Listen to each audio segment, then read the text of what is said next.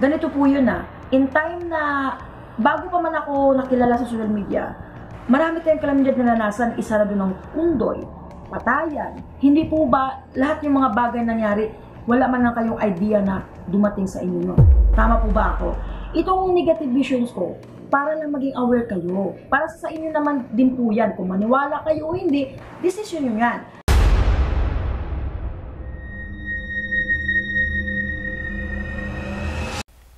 Hello po mga ka-PTV, sa video na ito ay tatalakayin natin ang tatlong nakakakilabot na pangitain sa isang syudad sa Metro Manila. Pero kung ikaw ay hindi pa nakasubscribe sa aking channel, baka naman.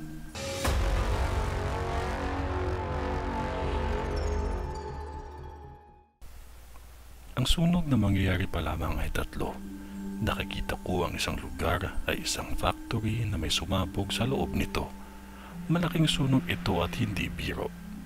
Ang isang sunog naman ay isang malaking squatters area. Marami akong squatter na nakikita.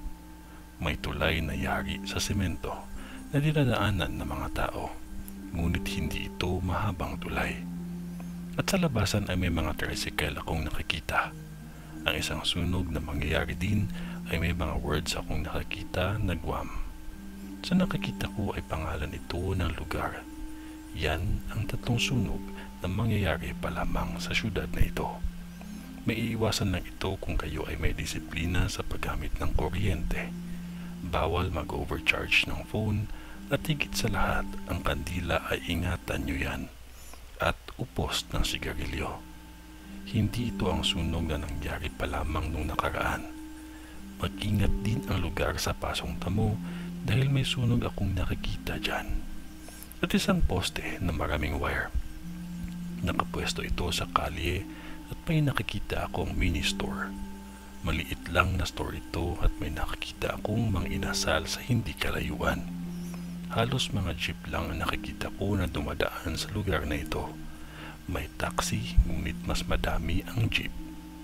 May nakikita akong padalahan ng pera. Sumabog ang kuryente na ito. Malakas ang pagsabog ng wire. Biglaan lang ang pag-spark ng mga wire na naging sanhi ng panandaliang brownout. Mag-ready lang kayo ng Flashlight Manila or Metro Manila. Mag-ingat at palaging magdasal. Yan ang vision ni Madam sa Makati.